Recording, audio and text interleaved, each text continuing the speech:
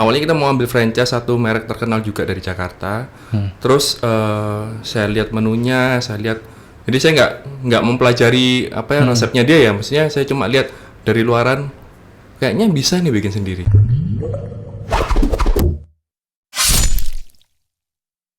Oke, hello. Today kita kedatangan nih dari temen yang doing business di perkopian, Bro Surya. Thank you for your time, Bro Surya. Halo. Ini sorry for such note ini ya, short notice juga ya. Karena Bro Surya juga aku ngelihat sepertinya kalau dari Instagram lagi ada beberapa opening coming soon, cabang. Ada beberapa sih, cabang. Yang pasti yang di luar kota yang akan opening soon tuh di Madiun. Jadi tanggal 3 Desember mungkin teman-teman bisa note juga, mungkin tanggal 3 Desember kita ada opening di Madiun. Sekarang udah berapa cabang? Waduh, harus ngitung dulu. Nah ini Lupa saya. Nggak, mulai tahun berapa? Mulainya kita di Agustus 2019. Agustus 2019 itu cabang pertama kali kita buka di Darmo Perma itu kan. Artinya Eji berarti masuk Di saat kopi-kopi ini sudah lagi rame. Udah banyak banget sih kopi-kopi. Kenapa memutuskan itu? Kita buka tuh depan udah ada kopi, belakang ada kopi juga di tempat kita gitu. Kenapa memutuskan itu? Ya, kok berani? Pengen sih, kita passion di kopi juga soalnya. Passion di kopi. Jadi ya aku juga pengen bikin usaha kopi dan aku passion untuk bikin menu-menu minuman gitu. Jadi di sana sih. Jadi dari dulu seneng hobi, akhirnya bikin buat sendiri. Minum kopi dulu. Ya hampir tiap hari lah ngopi di tempat-tempat lain dan kayaknya menarik nih bisnis kopi. Meskipun sudah banyak kompetitor juga sih. Aku dulu suka minum alkohol, jadi pengen buka bar. Akhirnya buka. Iya, jadi memang nggak salah, banyak yang beberapa orang dari hobi keseharian gitu, bener. akhirnya mau buat buka sendiri deh dan mungkin punya imajinasi sendiri, mungkin yang berbeda dengan tempat lain dan segala macam gitu kan. Jadi dari 2019 kenapa berani ngambil, kan ada tuh beberapa brand besar yang sudah nasional. Yes, banyak sekali. Boleh sebut merek nggak ya? Kopi Kenangan dan lain-lain itu kan banyak juga, dan yang produk lokal juga banyak. Itu kenapa? Kok berani? Kok berani bikin brand sendiri maksudnya? Ya to be honest, kita sebenarnya malah pertama kali kita mau ambil franchise justru mau franchise dulu. Behind the scene aja lah ngomongnya. Awalnya kita mau ambil franchise satu merek terkenal juga dari Jakarta. Terus saya lihat menunya, jadi saya nggak mempelajari apa ya resepnya dia ya. Maksudnya saya cuma lihat dari luaran, kayaknya bisa nih bikin sendiri gitu. Ini maksudnya bikin sendiri itu buat sendiri? Menunya bikin sendiri. Oke. Saya juga merasa bisa nih lah bikin sendiri lah. Kayaknya challenge banget nih kita bikin sendiri aja. Tapi Bro Surya bisa buat kopi sendiri itu bisa mixing? Ya belajar lah. Jadi memang waktu itu sebelum kita mau opening kopi ya saya juga belajar. Pernah ikut kelas barista juga segala macam. Di rumah juga punya mesin kopi meskipun sederhana. Dari sana jadi kayaknya bisa sih bikin bisnis kopi gitu. Jadi kayak ada challenge ke diri sendiri. Bisa nggak ya? Oh bisa. Nggak usah franchise lah, kita bikin brand sendiri. Kita mau tambah menu ini, mau ngapain juga lebih bebas gitu. Jadi ya buat teman-teman mungkin kalau memang kalian merasa lebih plus minus lah, kalau mau franchise ya lebih enak franchise. Kalau ada plus minusnya, kalau misalkan bikin brand sendiri ya lebih bisa maunya kita mau gimana, lebih bisa berkarya, lebih bisa kreatif lah. Betul. Gitu. Kalau ikut franchise ya semua tergantung dari franchisor kan gitu. Dari tadi ngomongnya kita, ini berarti nggak sendirian ya? Ya ada juga sih beberapa tim. Berarti ada investor juga yang. Investor ada, jadi investor kita juga ada di mulai pertengahan lah, kita mulai ada investor. Tapi sebelumnya kita franchise, mostly franchise. Berkembangnya karena franchise. Oke. Gitu. Ada drama-drama tersendiri nggak? Sharing nih, soalnya aku juga lagi open franchise. Kita juga menemukan pasti ada lah ketemu orang yang tipe ini tipe itu ya kan, pasti juga ada beberapa masalah yang kita hadapi juga di awal-awal. Tapi itu jadi pembelajaran lah, jadi kita dari sana juga evaluasi, bisa membenahi segala macam, kontrak lah apa segala macam kita benahi juga. Itu pasti dialami sama business owner yang tipe franchise, karena kita nggak ada pengalaman. Sempet mau give up? Give up enggak sih? Enggak. At all, sama sekali nggak ada kepikiran buat give up. Justru itu menurutku challenge-nya di sana sih. ketemu orang gini ya udah anggap pembelajaran. Jadi mahal harganya. Jadi pada detik ini memutuskan ayo jos terus. Pandemi gak ada masalah? To be honest ada lah pasti masalah di pandemi. Semua lini bisnis di waktu pandemi pasti ada mengalami kaget lah. Kita belum pernah menghadapi situasi seperti itu kan. Jadi di bulan 4 kita shock sih. Bulan keempat? Iya bulan 4 April 2020. Kan Maret kan masih Surabaya masih biasa ya, maksudnya menghadapi pandemi itu masuk takut. PSBB kalau nggak salah ya di bulan keempat. Hampir PSBB lah. Itu benar-benar kita shock juga. Kenapa kok ternyata seperti ini ya, dampaknya sehebat ini. Kan kita sempat meremehkan lah pandemi ini apa sih, maksudnya corona ini apa sih kan. Semua saya ketemu tuh ada beberapa orang gitu juga. Iya, tapi ternyata efeknya luar biasa. Ini nggak pernah kita alami di sepanjang sejarah bisnis umuran kita ya maksudnya. Jadi ya benar-benar kerasa di bulan 4, terus kita bangkit di bulan kelima dengan strategi-strategi yang baru gitu. Putar otak dong lah. Harus putar otak untuk apa namanya, gimana caranya bisa survive. Kan kita juga harus hidupin barista, staff-staff kita juga semakin banyak ya kan. Kalau juga ada tanggung jawab moral terhadap franchisee itu udah pasti. Oke. Jadi kita harus gimana caranya supaya bisa survive gitu di waktu pandemi. Bahkan malah di waktu pandemi kita malah buka cabang. Itu juga ya thanks God lah semuanya itu juga. Ini aku lihat kan banyak juga nih pemain kopian ya, buka bisnis dengan brand sendiri ataupun franchise gitu ya. Tapi mereka nganggep ini punyaku karena daerah sini punyaku dan segala macam. Musuhan nggak sih sama mereka? Enggak sih, saya juga sama beberapa, mungkin ada beberapa brand. Saya juga teman Saiso, itu teman saya juga. Monopol Irfan saya juga kenal, karena sepedaan bareng juga. Jadi saya merasa pangsa pasar kopi ini kan besar dan kita punya ciri khas masing-masing yang kita merasa ini aku banget, bisnisku ini bisnisku banget gitu. Jadi kita nggak merasa ada kompetitor di sana. Gak ada senggol-senggolan berarti, gak ada tarik barista nih bagus, baristanya ganteng nih, orangnya ke Korea ya kan diambil, enggak ya? Nggak ada sih, kita nggak pernah ada pikiran ke sana karena kita merasa kita punya strong point sendiri-sendiri. Ya tinggal customer aja pilih mau yang mana gitu kan. Dan pangsa pasar kopi juga masih besar lah aku rasa sekarang. Jadi tetap kita masih temenan sih sama teman-teman. Aku berharap barbershop seperti itu sih, tapi kenyataannya enggak. Ya tergantung ya, maksudnya komunitas juga penting lah, komunitas. Jadi kita juga ada grup anak-anak kopi juga yang sepedaan itu bareng. masalahnya. Kita mau approach berteman aja seperti dipagarin bro. Mesti merasa kayak ada nanti rahasia ketahuan mungkin merasa karena gitu mereka ya. Ketika open bisnis tuh sudah ada ngambil gitu misalnya dalam tanda kutip bajak, jadi kan nggak mungkin mau berteman gitu. Padahal kita tuh seneng loh ya, misalkan pelaku bisnis ya, owner bisa jadi satu, kita bisa sharing informasi. Harusnya gitu sih.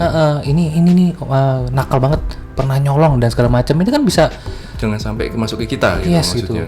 Sebenarnya kayak gitu. Terus kita bisa set harga ataupun ya lain-lain deh yang nggak saling hancur-hancurkan supaya bisnis ini bisa jalan long term gitu kan. Tapi ya kita sama teman-teman kopi pun mostly nggak ngomong bisnis sih ya. Oh gitu. Udah nggak ngomong bisnis sih, udah teman aja, udah ya ngobrol yang kita ada interest apa, sepeda misalkan, ya kita ngobrol sepeda, nggak ngomong masalah kopi lagi udah. Gitu. Iya, jadi benar-benar waktu ketemu ya kita berteman, nggak ngobrol bisnis sih, gitu. Terus setelah ini kopi ada rencana apa lagi? Masih belum sih. Pengembangannya masih bercabang. Tapi ada keinginan sih mau bikin second brand gitu. Selalu ada keinginan, tapi waktunya mesti yang nggak pernah ketemu sih waktu. Karena masih one man show ya? Iya, ini sekarang lagi juga, maksudnya ada pengembangan lagi lah. Ntar lagi ada juga kita mau buka di Sidoarjo satu lagi. Itu ada investor masuk juga. Jadi kayaknya kok nggak sempet untuk mikirin brand kedua. Belum ada sih. Mantap. Jadi cabang aja sampai nggak tahu loh berapa cabang sekarang. Lupa saya soalnya. Maksudnya harus ngikuti satu-satu, harus sebutin satu-satu baru inget. Kurang lebih 15, 20? Belum sampai. Belum. Kurang lebih 10-an lah. 10-an lah masih. Kenapa AG? Kenapa? Namanya AG. Iya, what's the brand behind? Jadi Behind the brand ini apa? sebenarnya kan mikirin nama itu nanti buat business owner biasanya yang startup mikir nama itu susah setengah mati ya. Karena nama ini nanti bentrok sama nama itu ya kan. Terus kita juga ngecek dengan hak cipta, Haki sudah ada nggak nama ini kan. Jadi mikir nama ini bagus nih, ternyata sudah ada di Haki, sudah ada yang register ya kan. Jadi kita milih Edge itu karena konsep Jepang pertama kan pasti kan. Terus kemudian edge itu serapan dari bahasa Inggris edge. Edge. Ya, di ujung di tepi Di itu kan. edge, ya. Nah, cabang pertama kita kan emang di ujung jalan udah. Oke. Jadi kita kasih edge-nya bagus lah. Edgy juga pronunciation-nya gampang, edgy, gampang diingat kan. Oke, jadi belum bukan berarti ada satu arti sendiri ya edgy, artinya apa gitu? Enggak sih. Nggak ada ya. Enggak. Dan semua nama sama logo aku buat sendiri. Iya, ini agak ke Jepang-Jepangan ya? Memang Kalau di- Jepang. Oh, Jepang. Konsep brandnya Jepang. Jadi logo ini seperti pintu Jepang kan, terus kemudian kebuka. Jadi maksudnya kita ini open nih, maksudnya open. Terima customer, terima orang, kita open gitu. Jadi kayak pintu kebuka gitu loh. Logonya seperti itu sih maknanya. Gitu. Edgy. Oke, jadi untuk AG sendiri perkembangannya tetap jos dan open untuk siapa yang mau Ya, berkolaborasi ya bareng ya. ya open sih kita. Kita juga kemarin juga collab sama beberapa selebgram ya. Vicky Yono pernah juga, yang terbaru sama Melvin juga kita collab juga. Ya kita selalu bikin inovasi terus juga sih, sama pengembangan produk baru juga. Dari sana kan orang bisa nilai kan, orang yang pertamanya mungkin nggak pernah kepikiran edgy, terus lihat ini brandnya kok menurutnya kok menarik ya, mungkin orang mikir gitu. Sehingga banyak orang yang juga trust ke kita lah. Ada yang approach ke kita, jadi kita nggak pernah nih kayak ayo kita open franchise, kita nggak pernah. Malah kebanyakan orang DM kita, ini open franchise nggak gitu. Oh, malah sudah. Banyak yang DM sih, Oke. tapi ya kita selektif juga lah untuk franchise juga. Nggak Jadi asal ngeliat profilnya dulu siapa ya. profile orangnya, lokasinya mau di mana. Kayak tadi kita kan juga baru survei di Jombang kan. Ada orang yang mau franchise di Jombang, ya kita lihat dulu tempatnya seperti apa, orangnya diajak ngobrol, bisa kerjasama nggak ini, kira-kira seperti itu. Ini orang yang ngambil franchise atau franchisee itu mereka ikut kerja apa enggak? Kalau yang franchise kerja dong pasti, karena Ikut itu kan kerja juga ya? outletnya dia sendiri. Oke. Dia harus cari barista sendiri, dari pihak kita yang training kan. Sistem segala macam kita ajarin, ke ownernya pun kita juga harus ajarin, nggak cuma ke staffnya juga, ownernya juga harus tahu gimana running edgy gitu, jalanin edgy gimana sih caranya, yang sudah kita pengalaman kita terapkan ke franchisee gitu. Jadi ya mereka harus operasional sendiri, kecuali investor ya. Kalau investor mereka pasif, Duduk manis. duduk manis, terima report segala macam, edgy yang jalanin. Jadi kan kita punya resource barista, kita punya resource brand, sistem segala macam. Jadi tinggal mereka invest dana aja, kita yang jalanin operator gitu. Goalnya apa nih? Mimpinya apa? Untuk brand AG. Sementara ini Big ya dreams-nya apa nih? kita pengen sih one day punya kayak roastery sendiri. Itu dreamsnya kita sih. Dan itu juga perlu belajar lebih lanjut lah, gimana nyari green beans, roastery-nya harus berapa derajat. Roastery-nya apa ya? Aku nih soalnya Roastery itu awam. maksudnya jadi dari panenan biji kopi, green bean tuh biji kopinya hijau kan, harus di roasting dulu, di apa ya, dipanggang lah maksudnya, dipanggang supaya jadi kopi yang bisa digiling, bisa dipakai gitu. Oke. Ya, kurang- Jadi processing seperti produksi ada sendiri. processing lagi di belakang lagi, jadi Oke. ada back processing juga. Jadi benar-benar kita pilih green bean lagi, terus kita roasting sendiri. Jadi bisa lebih apa ya, lebih luas lah bisnisnya. Kita bisa jual biji kopi juga. Oh, oke. Balik ke sana ya, bisa kesana. menciptakan produk sendiri dan bisa Yes. diperjual belikan itu Ya ya. itu yang target kita sih, pengennya seperti itu. Sementara ini ya pengembangan di cabang-cabang atau outlet baru sih. Gitu. Jadi masih ngebakar sayap supaya brandnya tetap orang lebih well known gitu ya. Oh, ada AG. Tapi target kita sih pengennya Jakarta ya. Jakarta kalau infonya bisa gitu. buka, ada yang buka, kita welcome aja Sama. sih. Waktu itu kita sama. Kemarin juga ada yang Pingin. approach kita sih, orang Jakarta juga approach kita. Dia juga compare beberapa. Kebetulan dia datang ke Surabaya. Terus dia nyoba Edgy, dia cocok sih. Dia compare sama kopi-kopi lain, dia merasa ini cocok sih aku gitu. Ya, cuma kita masih baru mediasi lah, belum ada. Cuma kalau sampai buka Jakarta, Sama bro. Kalau mimpi Jakarta sih, pingin sama, sih. kita sama. Karena kan orang kan acuannya kan Jakarta kan masih. Katanya gitu. Kalau Katanya memang gitu. bisa berhasil bertahan di Jakarta, ya it means your brand sudah qualified dalam tanda Ya, kutip. kurang lebih gitu. Betul sih. ya. Iya. Ya, sama kita punya mimpi gitu juga sih. Yang bagus Velas belum Jakarta. Kalau tadi kan katanya pingin apa, ada tempat Roasting. roasting ya. Iya. Kalau kita kan pinginnya ada akademi dong. Oke. Menciptakan produk, saya ciptakan SDM. Itu nice banget sih itu. Ya, sama. Sebenarnya kita mirip-mirip. Jadi perkembangannya harusnya arahnya mungkin sudah sama ya. Kedepannya seperti itu. Iya, maunya. Itu aku makanya mau belajar banyak. Ternyata juga baru tahu nih di perkopian komunitasnya kuat. Oke, Beda dengan bagus lah. kita. Di Surabaya sangat bagus sih. Bagus. Ya kita juga kenal lah beberapa bisnis kopi dan ngobrol-ngobrol nggak merasa ada persaingan sih di sana. Terus sekarang day to day-nya ngapain aja bro? Maksudnya masih ke cabang-cabang visit atau sudah Enggak sih. create tim dan tim yang jalan sendiri atau gimana? Kita juga ada, saya create tim untuk kita punya jabatan untuk barista. Jadi ada yang junior barista, senior barista, ada lead barista, ada head barista, semua ada punya job position masing-masing gitu, dan job desk sendiri-sendiri.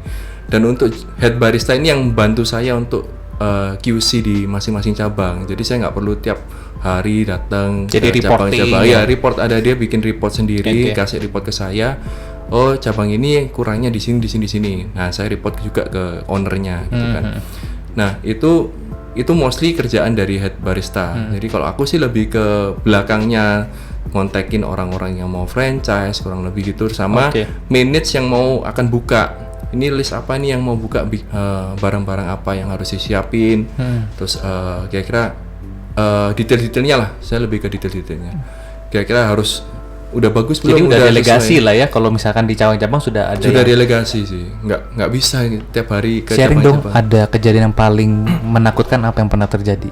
Kejadian paling menakutkan, komplain customer itu paling menakutkan. Iya, maksudnya komplain dalam arti apa nih? Komplain mungkin diare ataupun enggak sih. keracunan.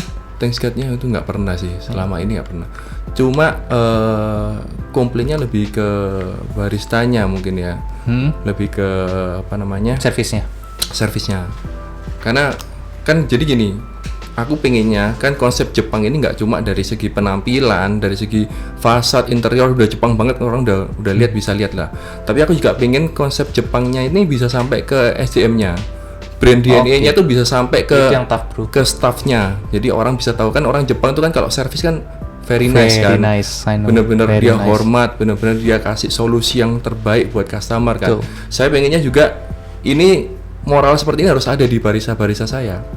Tapi masuknya juga ini nggak sih? Biasanya kan kalau Jepang kita masuk diteriakin itu apa? Ada, kita juga ada. Ada gitu juga? Ada gitu. Tapi kita punya sendiri lah kan, biasanya kan apa? Masing-masing Ya, apa? kita punya Ohayo Eji gitu. Oh, apa Jadi kita gimana?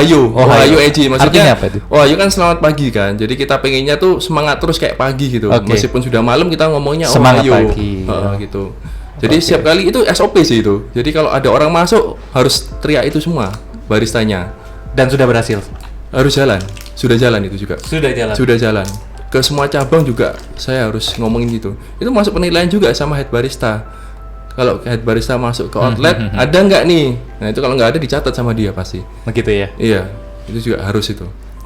Jadi tadi masalah ini ya, masalah moral Jepangnya tuh saya pengennya juga barista juga punya seperti itu. Sopannya ya kan. Kalau misalkan kadang kan saya kasih contoh nih. Misalkan ada orang bawa minuman banyak kan. Ya. Terus buka pintu kan kesusahan. Oh, Ayo, harus langsung segera. dengan tangan ya. Iya, bukain pintunya supaya customer juga merasa ini servisnya kok bagus. Itu aku lakuin juga sendiri. Jadi dengan itu kan tim bisa lihat, oh ternyata harus seperti itu toh. Jadi mereka juga ngelakuin seperti itu. Itu ya yang akhirnya membedakan Eji Ya, dengan mungkin brand-brand seperti lain. itu mungkin ya. Kalau kita sih ada SOP seperti itu, dan itu aku sampein juga ke franchisee atau ke investor lah.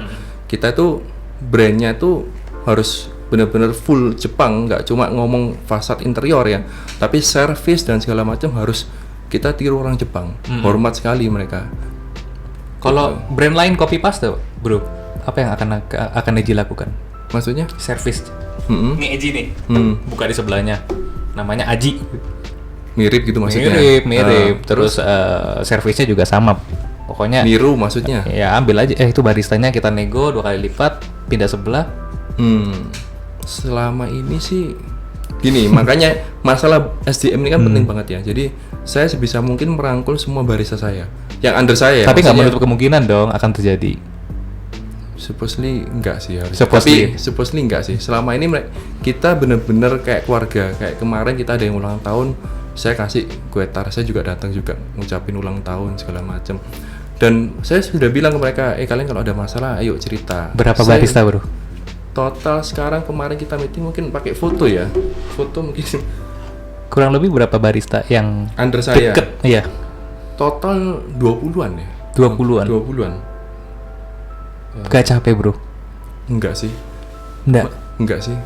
Kalau nanti 30, kalau nanti 40, 50. Enggak juga, tambah seneng sih kita. Makanya aku bilang ke mereka, ayo belajar, selalu belajar. Karena dengan aku buka cabang, otomatis kan yang junior bisa jadi senior, yang senior bisa jadi lead barista. Ayo tunjukkan kalian bisa perform yang bagus. Itu selalu aku bilang ke mereka, perform bagus, gaji naik. Jadi sampai detik ini belum ada barista yang bikin kecewa.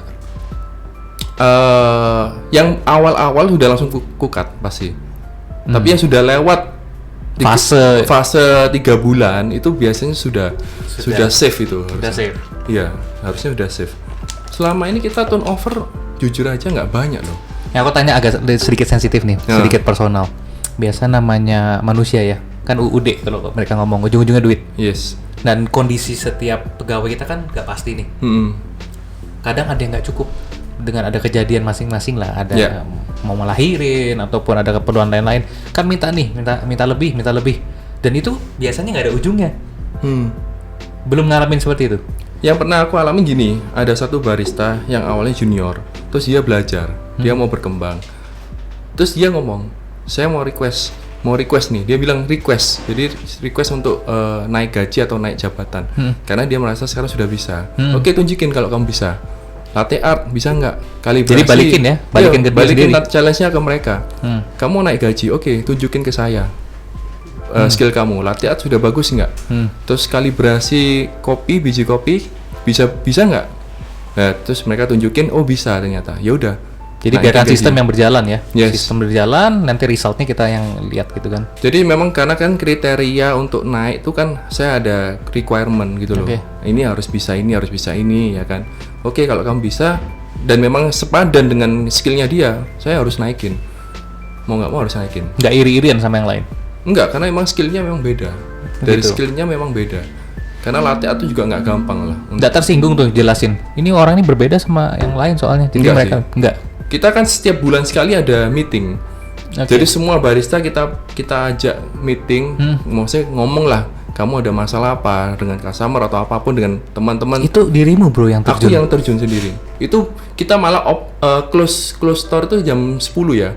Oke. Jadi kita jam 10 meeting sampai jam setengah 1, jam 1. Itu ngobrol dah. Ini udah berjalan berapa tahun? Ini dari menarik. pertama kali buka kira-kira 6 bulan kemudian. Jadi dari awalnya cuma 5 orang meetingnya, terus 10 orang, Terus? 15 orang, sekarang udah 20 orang. Dan ini Bro Surya menjalankan ini sudah berapa lama? Udah berbulan-bulan ya, 4 bulan 5 bulan kurang lebih. 4 bulan 5 bulan. Iya, Dan masih enjoy. enjoy aja sih sampai sekarang. Karena aku juga merasa wah ternyata keluargaku udah tambah besar. Maksudnya ini orang-orang ini. Jadi aku selalu bikin ya, kita bikin grup outlet A misalkan di Margarejo. Itu saya bikin nama keluarga Eji Margarejo, keluarga Eji Darmo, keluarga Eji Purimas. Itu yang under saya semua.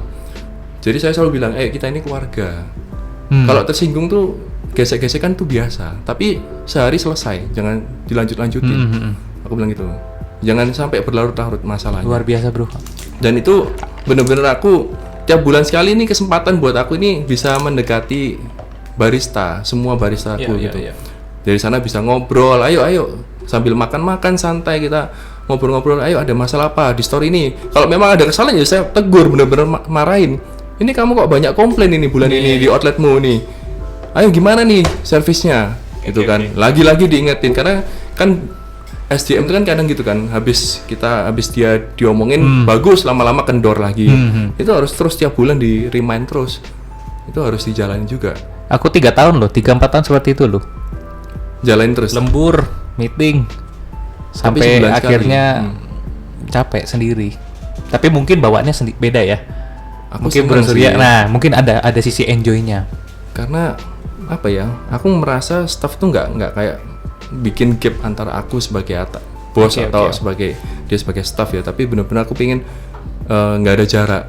mereka pun sama aku juga nggak ada sungkan-sungkanan gitu loh maksudnya. Oke.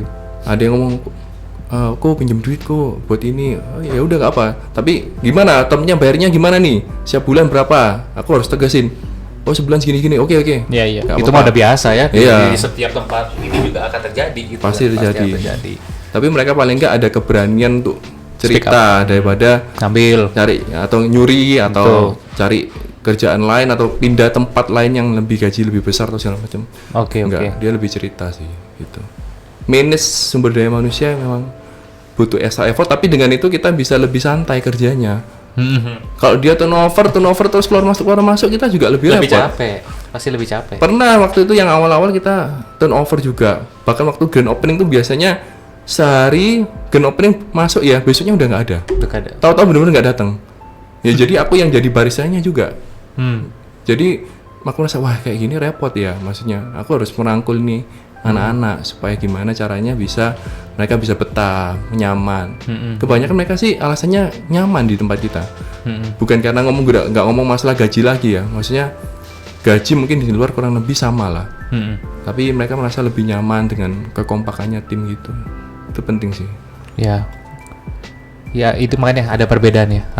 Kalau aku waktu itu capek 3-4 tahun capek. Sepertinya nih harus delegasi. Hopefully nggak capek. Ya, tapi kalau tim makin banyak mungkin perlu ada rekrut cloningannya bro, ya untuk bisa membagi waktu, karena kan juga pasti ada bagi waktu keluarga, juga hobi dan lain-lain kan, ada beberapa aktivitas yang mungkin kita nggak full incas di sana. Yes. Itu belum nanti franchisee minta divisit dan segala macam. Kalau franchisee memang udah delegasi ke head barista pasti, jadi benar-benar yang cuma under aku aja yang benar-benar aku harus turun tangan langsung sih. Gitu. Tapi luar biasa sih. Mulai ketika perkopian ini lagi ramai dan so far malah jalannya grafiknya jos ke atas. Thanks God lah. Nggak cuma usahaku lah. Semua karena juga berkat Tuhan juga. Tuh. I think that's it. Thank you for your time. Mungkin next time kita bisa ngobrol lagi ya. Ini aku ngeliat mungkin ada kesibukan juga kan. Jadi appreciate sudah bisa mau datang. Semoga sukses di perkembangan AG ya nih. Ya, dan juga roastingnya semoga terjadi next year. Ya, sometimes next year. Thank you teman-teman. Kita sampai ketemu di section berikutnya.